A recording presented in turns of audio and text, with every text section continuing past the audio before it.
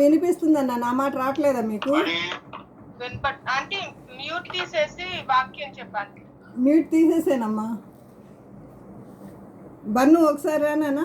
Mute తీసేసాను.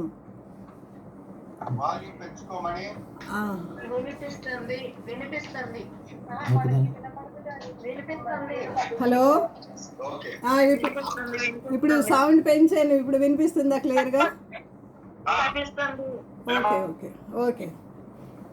దేవుని నామమునకు స్తోత్రాలు. ఈరోజు దేవుడు నాకు ఇచ్చినటువంటి గొప్ప అవకాశాన్ని బట్టి కూడా దేవునికి వందనాలు చెల్లించుకుంటున్నాం. మనము ఎండ్ డేస్లో, ఆఖరి దినాల్లో జీవిస్తున్నాం. మన చుట్టుప్రక్కల పరిస్థితులు చూస్తున్నట్లయితే ఎంతో భయంకరంగా ఉన్నాయి. ఇప్పుడే పాడినట్లుగా, వర్షిప్ సాంగ్లో పాడినట్లుగా, ఆయన మాట చాలు, ఆయన చూపు చాలు, ఆయన కరుణ చాలు, ఆయన ప్రేమ చాలు మనకి. ఇలాంటి పరిస్థితుల్లో మనం జీవిస్తున్నాము. అయితే ఈ బైబిల్ గ్రంథాన్ని ఏం చెప్తామంటే, ఈ బైబిల్ గ్రంథము ఒక ప్రభువు ప్రేమ లేఖ. ఎంతమంది నమ్ముతున్నారు దీన్ని? ప్రభువు ప్రేమ లేఖ. దీన్ని బైబిల్ గ్రంథాన్ని ప్రభువు రాసిన ప్రేమ లేఖ అంటారు. అవును కదా? ఈ బైబిల్ గ్రంథం మన చేతుల్లో రావడానికి ఎంతోమంది వారి యొక్క రక్తాన్ని ఏర్లై పారజేస్తారు. ఎన్నో కష్టాలు, ఎన్నో నిష్ఠూరాలు, ఎన్నో బాధలు, ఎన్నో శ్రమలు అనుభవించిన తర్వాత ఇది మన చేతుల్లోకి వచ్చింది. ఒక మిషనరీ స్టోరీ నాకు తెలుసు, చాలామంది చదువుతూ ఉంటాను. కానీ ఒక ఆయనది మాత్రం నేను ఈరోజు మీ ముందుకు తీసుకుని వచ్చిన తర్వాత ఆ మిషనరీ గురించి 2 మాటలు మనం ధ్యానించుకున్న తర్వాత మన వాక్యంలోకి వెళదాం. రాత్రి వదిన చెప్పినట్లుగా 24వ అధ్యాయం మత్తయి సువార్తలో నీ రాకడికి సూచనలు ఏంటి ప్రభువా అని అడుగుతారు కదా శిష్యులు. అప్పుడు వారు ఏమని చెప్తారు? ఒక మాట చదువుకుందామా? మత్తయి సువార్త 24వ అధ్యాయము 6వ వచనము ఒకసారి చదవండి. ఎవరైనా తీసినట్లయితే దయచేసి నాకు సహాయం చేయవలసిందిగా. మరియు మీరు యుద్ధములను గూర్చియు యుద్ధ సమాచారములను గూర్చియు వినబోదురు. సరే, నేనే చదివేస్తాను. ఇవి జరగవలసి ఉన్నవి కానీ అంతము వెంటనే రాదు. జనం మీదకి జనమును, రాజ్యం మీదకి రాజ్యం వస్తుంది. సరే, ఈరోజు నేను చెప్పాలి అనుకున్నది, రాత్రి వదిన చెప్పింది కరువులు, భూకంపాలు కలుగుతాయి అని. నేను ఈరోజు దీని నుంచి ఒక్క మాట తీసుకుంటాను, యుద్ధములు కూడా జరుగుతాయి అని, మరియు మీరు యుద్ధములను గురించి, యుద్ధ సమాచారం గురించి వినబోతారు అని దేవుని వాక్యం సెలవిస్తుంది. ఎలాంటి యుద్ధాలు? పరసంబంధమైన, ఆత్మ సంబంధమైన యుద్ధాలు, పోరాటాలు మన జీవితాల్లో అనేకములు జరుగుతూనే ఉంటున్నాయి. అలాంటి శ్రమల్లో నుంచి, పోరాటాల్లో నుంచి వచ్చినటువంటి గ్రంథమే ఈ జీవ గ్రంథము. ఈ జీవ గ్రంథాన్ని అసలు భూమి మీద లేకుండా చేయటానికి ఎంతోమంది బురద చల్లటానికి ఎంతోమంది ప్రయత్నాలు చేశారు. కానీ వారు ఎంతైతే ప్రయత్నాలు చేస్తున్నారో అంత విస్తరింపబడింది. విలియం టెండేల్ అనేటువంటి ఒక ఆయన బైబిల్ గ్రంథాన్ని లాటిన్ నుంచి, అంటే హిబ్రూ, గ్రీక్ భాషలో ఉన్నటువంటి గ్రంథాన్ని ఇంగ్లీష్లో తర్జుమా చేయడానికి ఆయన పడిన శ్రమ అంత కాదు. అయితే ఆ ఇంగ్లాండ్ దేశపు రాజు ఈయన ఇలాగ ట్రాన్స్లేట్ చేస్తున్నాడు అనేసి విని ఆయనకి బహుభయంకరమైన శిక్ష విధిస్తాడు. శిక్ష విధించినప్పుడు ఆయన ఏమనుకుంటాడంటే, సరే నేను ఇక్కడ కాదు, వేరే దేశానికి వెళ్ళి అక్కడ ఎక్కడైతే స్వతంత్రం ఉంటుందో బైబిల్ చదవడానికి ఆ దేశం వెళ్ళి నేను ఈ ప్రయత్నం చేస్తానని. అయితే ఆ దేశం వెళ్ళినప్పుడు ఆయన వెళ్ళే ముందు ఒక ఇన్సిడెంట్ చూస్తాడు. వీళ్ళ దేశంలో, ఇంగ్లాండ్ దేశంలో ఒక ఇన్సిడెంట్ చూస్తారు. ఏమని ఇన్సిడెంట్ అంటే, పరలోక ప్రార్థన ఒక ఆయన తర్జుమా చేసి ఇంగ్లీష్లో సులువుగా అందరూ చదువుకోవడానికి పరలోక ప్రార్థనని తర్జుమా చేసిన ఆయన్ని తీసుకొచ్చి ఆయన్ని సజీవ దహనం చేయటం చూస్తాడనమాట. కొంచెం మనసులో బాధేస్తుంది. అంటే బైబిల్ చిన్న వాక్యము తర్జుమా చేస్తేనే ఇన్ని శ్రమలు, సజీవ దహనం అయిపోయారే, ఇంకా నా పరిస్థితి ఏంటి బైబిల్ అంతా తర్జుమా చేస్తే అని ఆయనను విశ్వాసం వీడకుండా ఆయన వేరే దేశం వెళ్ళి అక్కడ బైబిల్ని తర్జుమా చేసి కొన్ని ఇక్కడికి కూడా పంపించి, ఇంగ్లాండ్ దేశానికి కూడా పంపించి సువార్త ప్రకటన కొరకు ఆయన సహాయం చేస్తున్న సమయంలో ఆఖరికి ఆ రాజుకి తెలుస్తుంది. ఈయన పలానా పని చేస్తున్నారు అని రాజుకు తెలిసినప్పుడు రాజు ఆయన్ని కఠినంగా శిక్షించడానికి కారాగారంలో వేసి చీకటి గదుల్లో కొంతకాలం పెట్టేసి కొంతకాలం అంటే సంవత్సరాలు బంధించేస్తారు. దాని తర్వాత ఇంకా లాస్ట్కి ఆయనకి ఏంటంటే సజీవ దహనం చేయాలని రాజు దగ్గర నుంచి ఆజ్ఞ వస్తుంది. ఎస్తేరు గ్రంథంలో మనం చూసినట్లయితే రాజు యొక్క మాట తీసుకోకుండా ఆయన సన్నిధికి వెళితే ఎంత పనిష్మెంటో ఎస్తేరుకి తెలుసు. అయినా తన ప్రాణాలకు తెగించి రాజు దగ్గరికి వెళ్ళి ఆ యొక్క శాసనాన్ని ఆయన నిర్మూలన చేసినట్లుగా శాసనాన్నే మార్చివేస్తుంది. ప్రార్థన ద్వారా మనము ఏదైనా జయించగలమని దీని ద్వారా తెలుసుకోగలము. అయితే ఆయన ఏం చేశాడంటే మరి రాజు పనిష్మెంట్ ఇచ్చినప్పుడు, భయంకరమైన పనిష్మెంట్ ఇచ్చినప్పుడు ఆయన ప్రింట్ చేసినటువంటి ఇంగ్లీష్లో తర్జుమా చేసినటువంటి బైబిల్స్ అన్నీ ఆయన చుట్టూ పెట్టేసి ఆయన్ని సజీవ దహనం చేసేస్తారు. అలాంటి పరిస్థితుల్లో, అలాంటి భయంకరమైన పరిస్థితుల్లో ఆయన ప్రాణం పోతూ ఒక కేక వేశాడు. దేవా, ఈ ఇంగ్లాండ్ రాజు యొక్క కన్నులు తెరవండి అని కేక వేసినప్పుడు ఆ కేక అందరూ విన్నారు, అక్కడ చుట్టుప్రక్కల వారు విన్నారు. కానీ ఆ రాజు కొంతకాలం అయిన తర్వాత చనిపోతాడు. ఆయన కుమారుడు ఆయన తర్వాత జనరేషన్ వచ్చిన తర్వాత ఒక రాజు వస్తాడు. ఈయన చేసిన త్యాగాన్ని గుర్తిస్తారు. అయితే ఒక లాంగ్వేజ్లో చేయబడినటువంటి ఆ గ్రంథాలు మరి కాల్చివేయబడితే ఈ రాజు వచ్చి 1700 లాంగ్వేజెస్లో గ్రంథాలని ప్రింట్ చేయడానికి దేవుడు కృప చూపించాడు. ఒకసారి హల్లెలూయా చెప్దామా? హల్లెలూయా, హల్లెలూయా. ఇంత గొప్ప కార్యం చేసినటువంటి మరి ఆ రాజు ఎలాగా, నేను ఒక్క ఇన్సిడెంట్ చెప్పి నేను వాక్యంలోకి వెళతాను. ఆ రాజు మన ఆంధ్రదేశానికి పంపించినప్పుడు కొంతమందిని తెలుగులోకి కూడా ట్రాన్స్లేట్ చేయాలని 1700 లాంగ్వేజ్ అంటే ఆయన ఎంత శ్రమపడి ఉంటాడో చూడండి.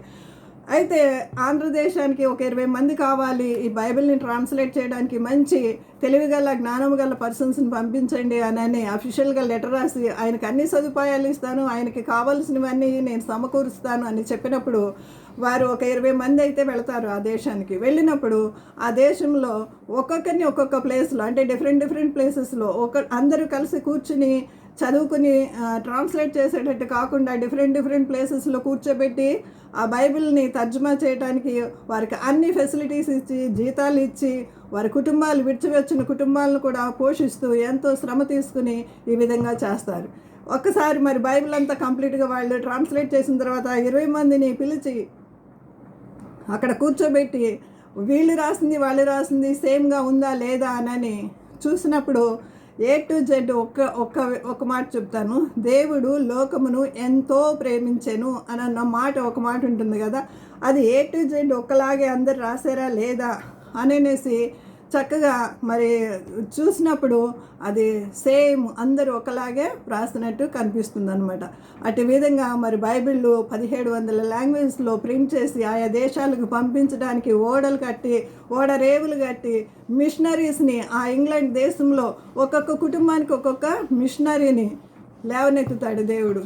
ఎందుకంటే వాళ్ళకి జాబ్ అంతా కూడా ఒకటే ధ్యేయము, బైబిల్స్ ప్రింట్ చేయటము, పంపించడం. ఇంకా నో బిజినెస్ అనమాట వాళ్ళకి, నో గవర్నమెంట్ జాబ్స్, ఇదే గవర్నమెంట్ జాబ్. అందరూ కూడా ఒకే రకంగా పనిచేసి దేవుని సేవకి తోడ్పడతారు.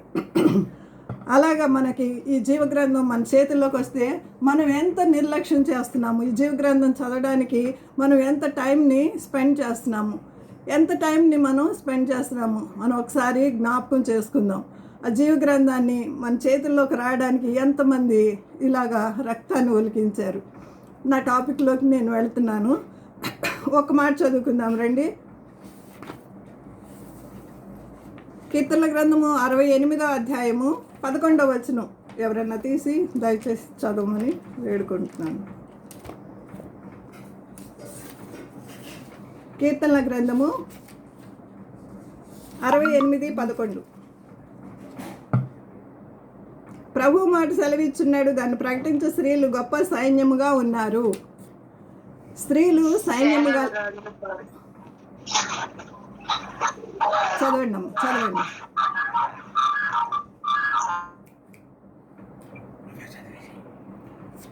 ప్రభు మాట సెలవిచ్చున్నాడు, దాన్ని ప్రకటించే స్త్రీలు గొప్ప సైన్యముగా ఉన్నారు.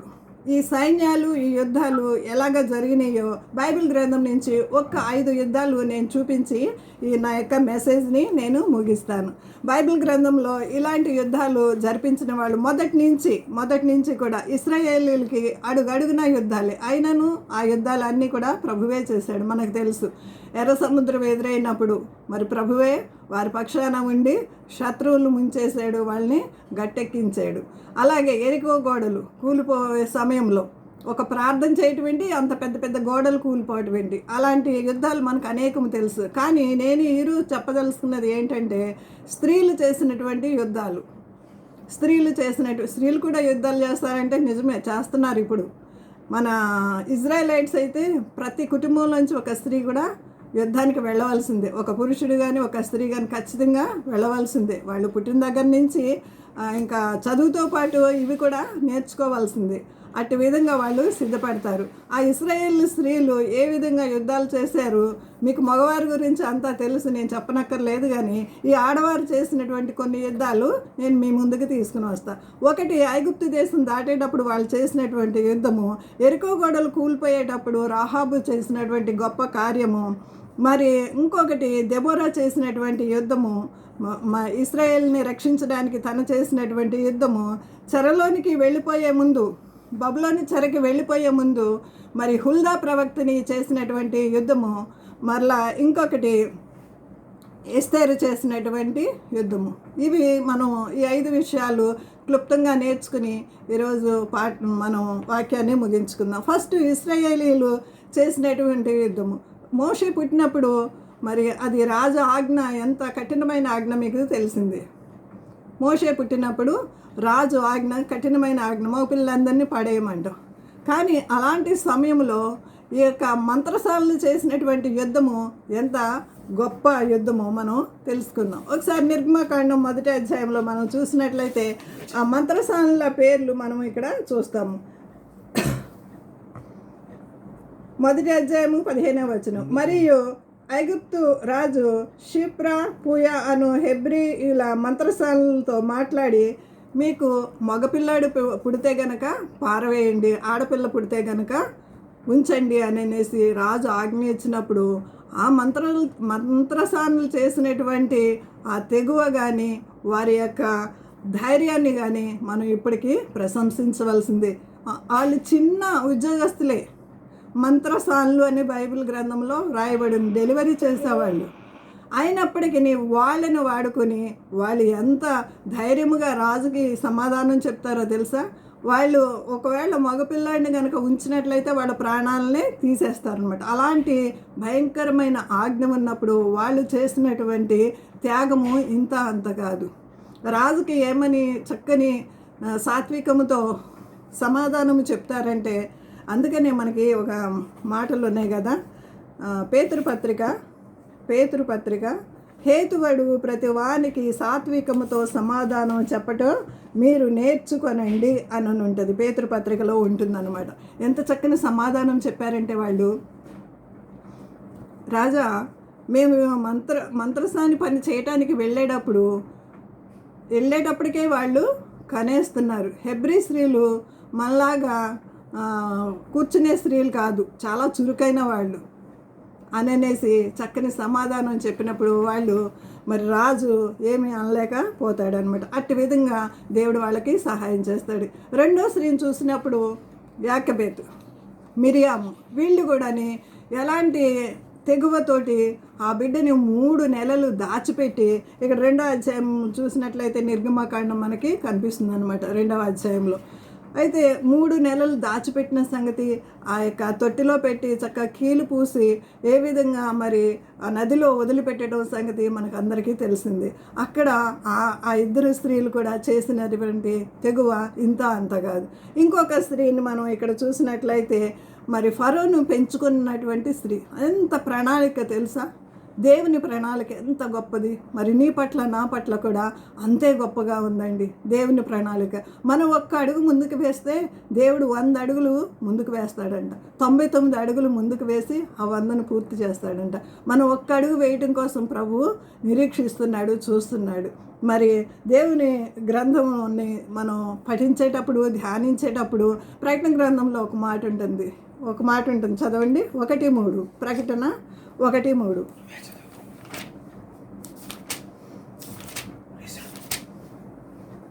ప్రకటన 1:3.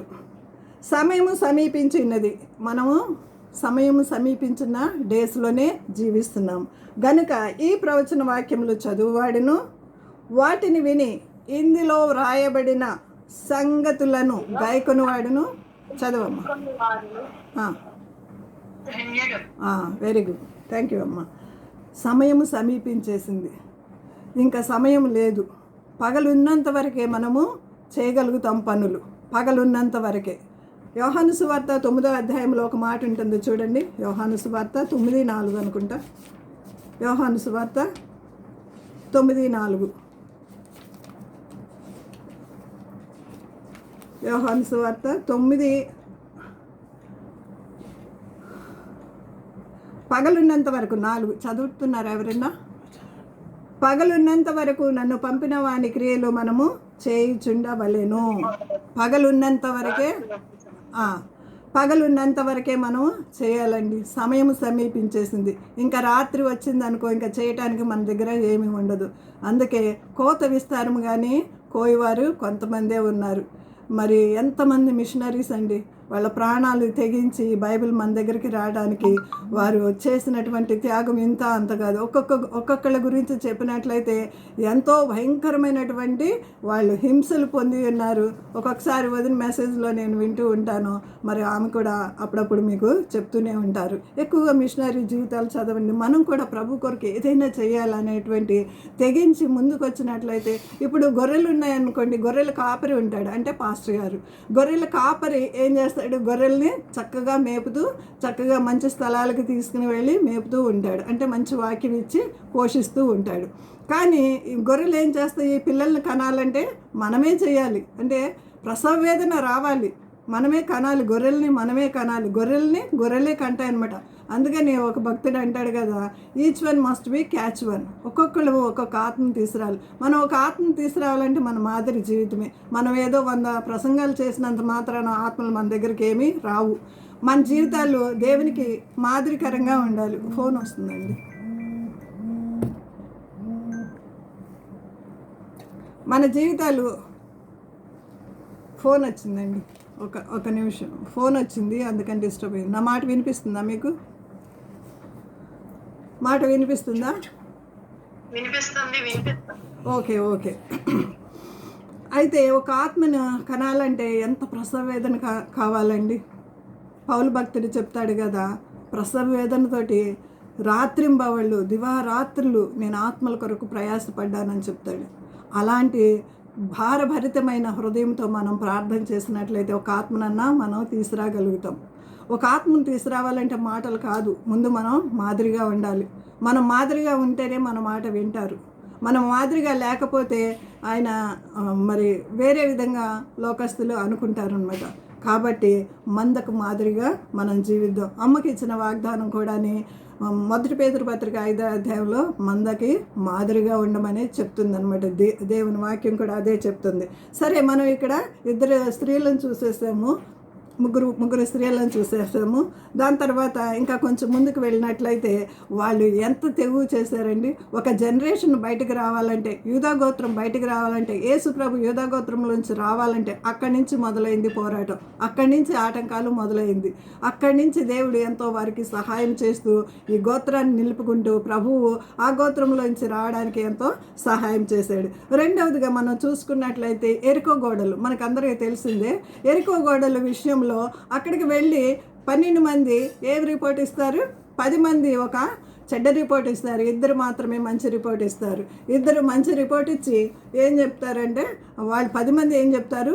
వాళ్ళతోటి మనము యుద్ధం చేయలేము, వాళ్ళు ఎంతో ఎత్తుగా ఉన్నారు, బలసూరులు, వాళ్ళ ముందు మనం చిన్న కాక్రోచ్లా కనిపిస్తున్నాము, కాబట్టి మనము యుద్ధం చేయలేనన్నప్పుడు ఇద్దరు మాత్రమే మంచి రిపోర్ట్ ఇస్తారు. కాలేబు, జాషువా అనేటువంటి వారు మంచి రిపోర్ట్ ఇస్తారు. మంచి రిపోర్ట్ ఇచ్చిన తర్వాత అయితే అప్పుడు ఏమవుతుందంటే ఇలాంటి సమయంలో అక్కడ మనకి ఒక రాహాబు అనేటువంటి ఆమె కనిపిస్తుంది అనమాట. రాహాబు ఆ యొక్క స్పైసెస్ని దాచినప్పుడు ఏమనుకుంటామంటే, వాళ్ళు వేగుల వారిని దాచినప్పుడు ఆమెకి తెలిసి ఉంటుంటే ఈమె దాచిందని ఆమె ప్రాణానికి హాని తెలుసు కదా.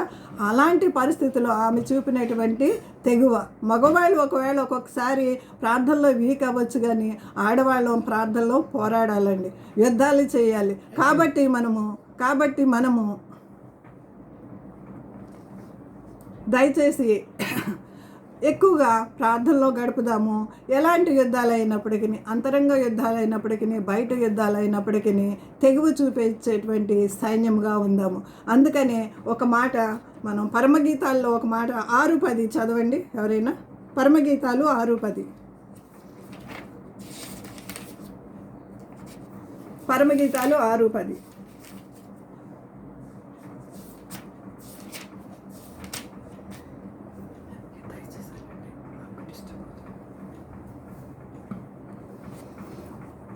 పరమగీతాలు 6:10.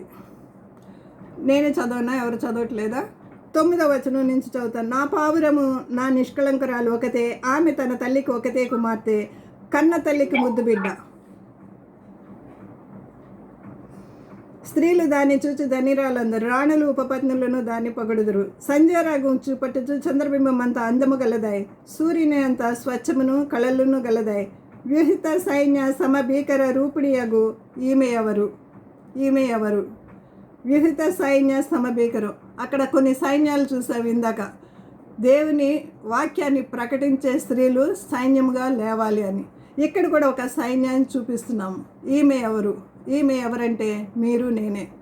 సైన్యంగా లేవాలి. అంచె దినాల్లోకి వచ్చేసాము. మగవాళ్ళే చేస్తారు, పాస్టర్ గారే చేయాలి ఈ పని అని కాదు, ప్రతి ఒక్కరము లేవాలి. ఇశ్రాయేలు స్త్రీలు ఎంత చురుకైన వాళ్ళు, యుద్ధాలు కూడా ఎలా చేసి తెగువ చూపిస్తున్నారు. అట్టి విధంగా మీరు నేను కూడా దేవుని కొరకు శ్రమ పడుదాము. మరి దేవుని కొరకు ఏదైనా పని చేపడదాము.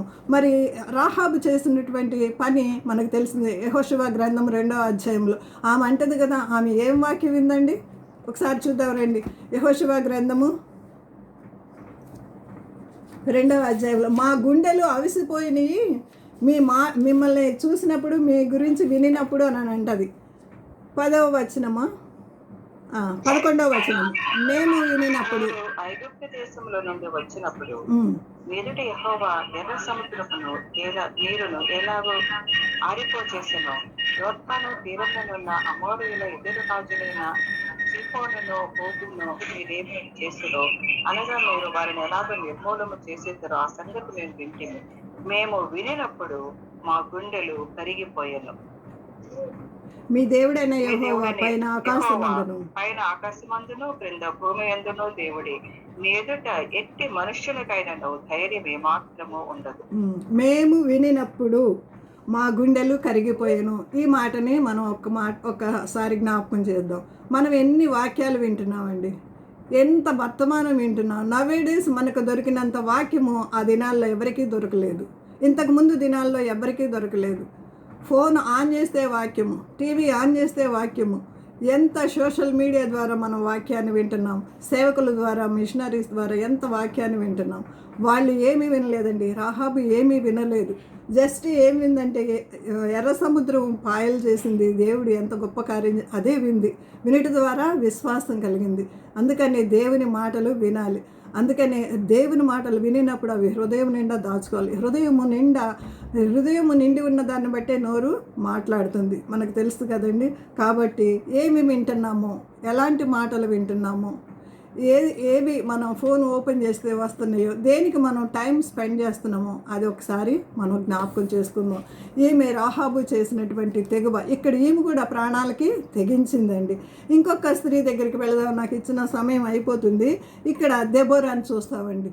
దెబోరా ఒక ఎన్ని పాత్రలు పోషించింది? ఒక తల్లిగా, ఒక సేవకురాల్లాగా, ఒక ప్రవక్తినిగా. అన్నిటికన్నా ముఖ్యం ప్రవక్తిని అంటే దేవుని దగ్గర నుంచి వాక్యాన్ని తీసుకుని అది మనుషులకు చెప్పడం. ప్రవక్తినిగా, యుద్ధాలు చేసేదిగా. బారాక్ అంటాడు, మీరు వస్తేనే నేను వెళ్ళనమ్మా అని అంటాడు. ఎంత తెగువ చూపించిందండి. సిసేరాన్ని చంపిన యాయేల్ తెలుసు కదండి మనకి, ఒక మేకుతో కొట్టేసింది. ఎంత తెగువ చూపించింది. పెద్ద పెద్ద టాలెంట్ అవసరం లేదండి. నీ చేతిలో ఏముంది అని ప్రభువు మోషేని అడుగుతారు. మన చేతిలో ఏముంది? మనకున్న టాలెంట్ ఏంటి? మనం ఇవ్వగలిగింది ఏంటి? సమయమైనా ఇస్తున్నామా మనం దేవుని కొరకు? 3 టీలు నాకు బాగా ఇష్టము. ఒకటి టాలెంట్, ఒకటి టైము, ఒకటి ట్రెజర్. ఈ 3 కూడాని, అంటే ట్రెజర్ అంటే ధనము. ఈ 3 కూడాని మనం ఇవ్వగలిగినవి అవకాశాలు ఉన్నాయి. ఇవి ఇచ్చినట్లయితే మనము దేవునికి సంతోషపెట్టిన వారుగా, కొన్ని ఆత్మలు రక్షించడానికి సహాయం చేసిన వారుగా ఉంటాము. మరి ఈమె చేసినటువంటి తెగువ ఇంత అంత కాదు. తరువాత 4వ స్త్రీ ఎస్తేరు. ఎస్తేరు గ్రంథంలో కూడా మనం చూసినట్లయితే, నేను నశించినా నశించేదను, నా ప్రాణం పోయినా పర్లేదు, నేను రాజు దగ్గరికి వెళ్ళి ఈ శాసనాన్ని మార్చే వరకు నేను ఊరుకోనని తన ప్రజలందరినీ రక్షించుకుందండి. ఆమె ప్రజలందరినీ, తన యొక్క కంట్రీని అందరినీ రక్షించుకుంది, కానీ యూదులందరినీ రక్షించుకుంది. మీరు నేను కనీసం ఇంటి వారినన్నా రక్షించుకుంటున్నామా? ఒకసారి ప్రశ్న వేసుకుందాం. ఇంటి వారినన్నా రక్షించుకుంటున్నామా? మన బిడ్డలు రక్షణ పొందట్లేదంటే ఇంకా మనలో ఏమన్నా లోపాలు ఉన్నాయేమో తల్లిదండ్రులుగా మనం ఒకసారి ప్రశ్న వేసుకుందాం. కాబట్టి నవేడేస్ పిల్లల్ని పెంచడం అనేది మామూలు విషయం కాదు. లోకంలో పెద్ద పెద్ద ఎవరెస్ట్ శిఖరాలన్నా ఎక్కొచ్చు, కానీ పిల్లల్ని పెంచడం, దేవుని కొరకు పెంచడం అనేది మామూలు విషయం కాదు. కాబట్టి మనము ఒకసారి జ్ఞాపకం చేసుకుందాము, ఆలోచిద్దాం. ఈ స్త్రీలందరూ కూడా పోరాటాలు పోరాడారు. మనకి 2 ముఖ్యమైన పండుగలు. ఒక పండగ క్రిస్మస్. మరి ఆమె ఎలాంటి పోరాటం చేసింది తెలుసు కదండి. మరి కన్యకగా ఉండి గర్భవతి అవ్వటం అంటే మాటలా? ఆమె ఎంత రిస్క్ తీసుకుంది, ప్రాణాలు తెగించింది. ఇంకొక పండగ చేసుకుంటాం మనం. ఏం పండగ? ఈస్టర్ పండగ. ఈస్టర్ పండగ కూడా పునరుద్ధాన పండగ. ఫస్ట్ టైం దేవుని వాక్యాన్ని, యేసు ప్రభు పునరుద్ధానుడై లేచాడని దేవుని వాక్యాన్ని ఎవరు ప్రకటించారు? స్త్రీలే కదా. ఎంత గొప్ప ఆధిక్యత స్త్రీల్ని ఆ కాలం నుంచే చూస్తే ఈ కాలంలో పనిచేస్తే మనము దేవుని కొరకు ఎంత రోషంగా మండాలి. యోహాను గురించి మనం చదువుతాం కదా, ఆయన మండుచు ప్రకాశించుచున్న దీపం అని. కాబట్టి మనం కూడా మండాలి, దేవుని కొరకు లేవాలి, అనేకుల్ని ప్రోత్సహించాలి. కూర్చోవద్దు కింద, మరి మాది కాదులే ఈ పని అన్నట్లు మనం ఎవరూ కూర్చోవద్దు. దేవుని కొరకు నిలబడదాం. మన సాయి శక్తుల దేవుణ్ణి మహిమపరచుదాము. మన ద్వారా, మన కుటుంబాల ద్వారా, మన సంఘం ద్వారా మన చుట్టుప్రక్కల వారిని కూడా వెలిగిద్దాము. దేవుడి ఇచ్చిన మాటలు దీవించును గాక. నాకు ఇచ్చిన అవకాశాన్ని బట్టి కూడా దేవునికి వందనాలు చెల్లించుకుంటున్నాను. ఆమేన్. ఆమేన్.